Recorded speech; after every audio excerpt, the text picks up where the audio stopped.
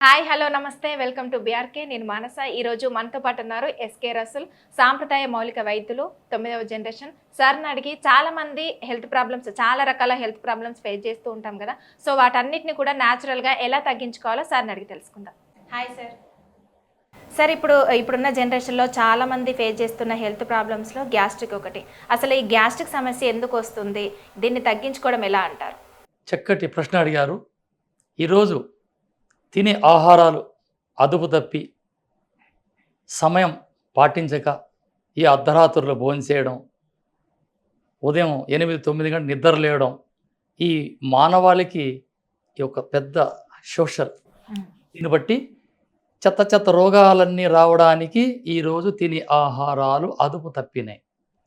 దీనివల్ల వాతం పెరగడం, ఈ వాతం పిత్తంలో చేరడం, ఈ పిత్తంలో ఈ వాతం ఎప్పుడైతే పెరుగుతుందో అన్నం అరగదల సరిగ్గా ఉండదు, మల విసర్జన జరగదు. ఎప్పుడైతే మల విసర్జన జరగకపోతుందో ఆటోమేటిక్గా మీకు అన్నం ఆహారం జీర్ణం కాదు.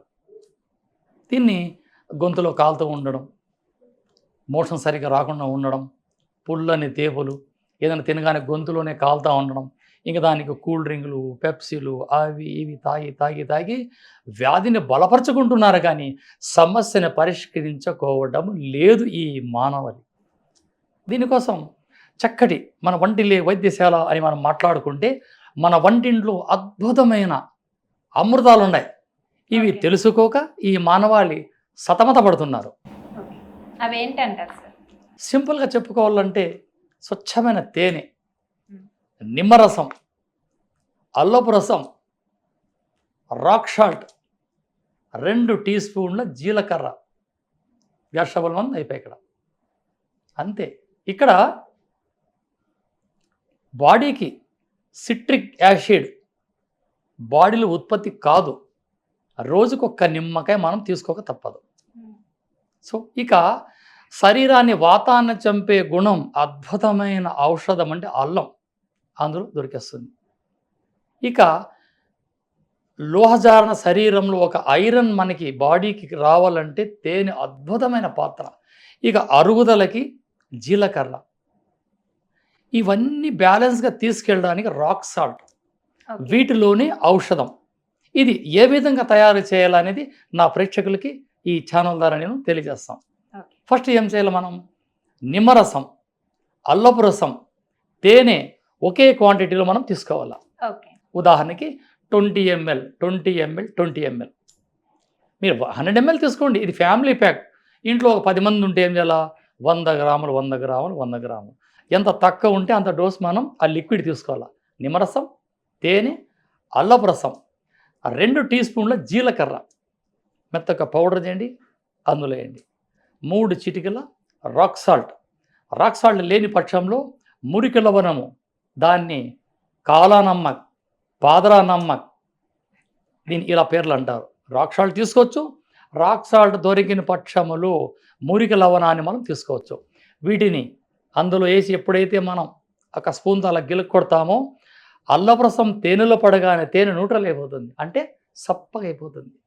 ఏంటంటారు, డయాబెటిస్ పేషెంట్లు షుగర్ ఇది ప్రాబ్లం వస్తుందా, ఏ తేనె బజార్లో అమ్మే తేనె తీసుకుంటే ఖచ్చితంగా మీకు సమస్య మొదలవుతుంది. అవన్నీ బెల్లం పాకాలు.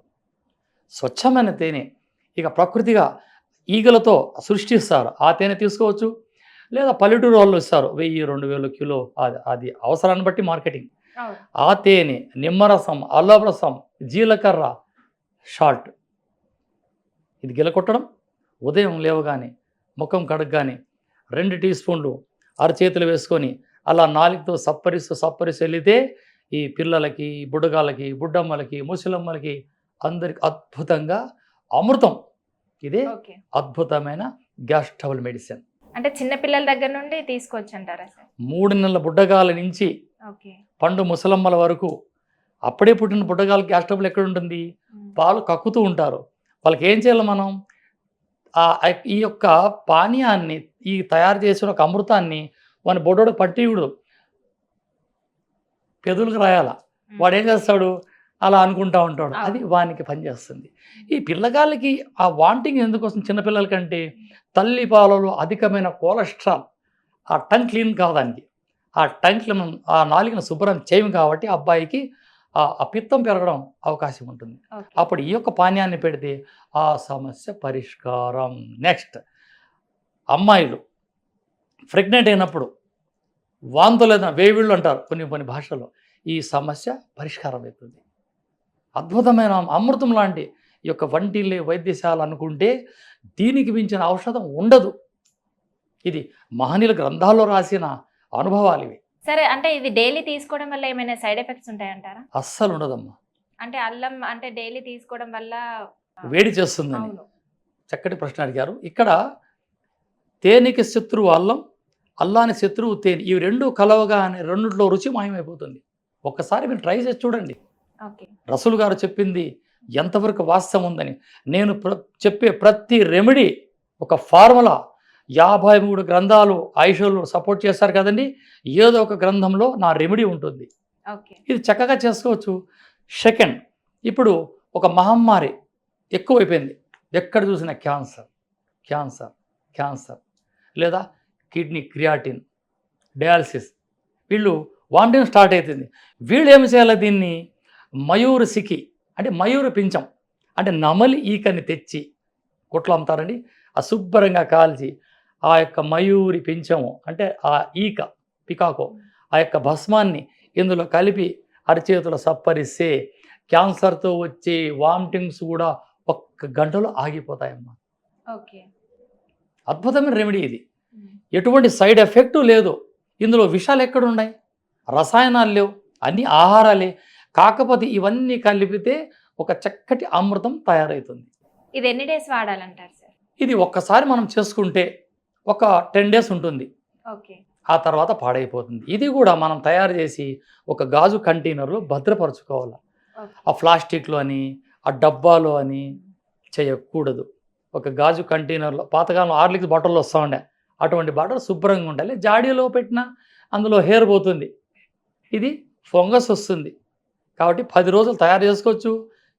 ఫ్రిడ్జ్లో పెట్టకూడదు, అస్సలు ఫ్రిడ్జ్లో పెడితే ఏమవుతుందంటే ఇందులో తేమ శాతం, నిమ్మరసంలో ఉండే తేమ శాతం వల్ల ఫంగస్ వచ్చి అది చెడిపోతుంది, అనర్థానికి దారితీస్తుంది.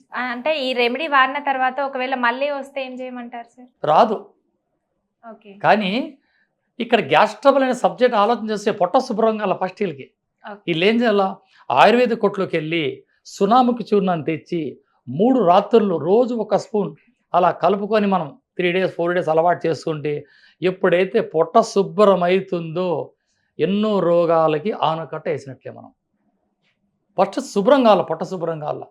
మేము పల్లెటూరులో ఏం చేస్తాం, నీళ్ళ తంగిడి, ఇంకా కాస్త పట్టణంలోకి వస్తే ఏమేస్తాం సునాముకి, ఇంకా సిటీలోకి వచ్చే సమయం దొరకవు కాబట్టి ఇప్పుడు అని దొరుకుతుండే, సూపర్ మార్కెట్లో దొరికేస్తుండే. ఫస్ట్ ఆఫ్ ఆల్ ఈ మెడిసిన్ తయారు చేసుకోకముందే పొట్టను మనం శుభ్రం చేసుకోవాల. ఓకే. అంటే ఇది రావడానికి కారణం ఏమై ఉంటుంది అంటారు? అంటే సరిగా ఆహారం నమలకపోవడం వల్ల. ఇప్పుడు ఆహారానికి వ్యవధి. ఇప్పుడు ఉదయం 6-7 కల్లా కాఫీ టీ తాగేస్తాం, ఓకేనా. ఆ తర్వాత 9 టిఫిన్, మధ్యాహ్నం 1 గంటకి ఎంత గ్యాప్ ఉంటుంది మనకి, 4 గంటల గ్యాప్. ఈ గ్యాప్ ఉంటే తిన్న ఆహారం గ్రైండ్ అవుతుంది. ఇది గ్రైండ్ కాకనే మళ్ళీ ఫుడ్ తీసుకుంటే సగం అరిగింటుంది, మళ్ళీ తింటాం. దీనివల్ల గ్యాస్ ట్రబుల్ పెరగడం, యాసిడిటీ ప్రాబ్లం, పొట్టలు పెద్దగా కావడం, హార్ట్లో పట్టుకోవడం, నిద్ర లేకపోవడం, ఇవన్నీ అనర్థాన్ని దారితీస్తాయి. ఆహారం నమిలి మింగాల, సరైన సమయానికి భోంచేయాలా, సరైన సమయానికి నిద్రపోవాలా. ఇది మానవాళి చేసే పని. ఓకే సార్, మంచి రెమెడీ మాకు ఇంట్రడ్యూస్ చేశారు. Thank you so much. నమస్తే.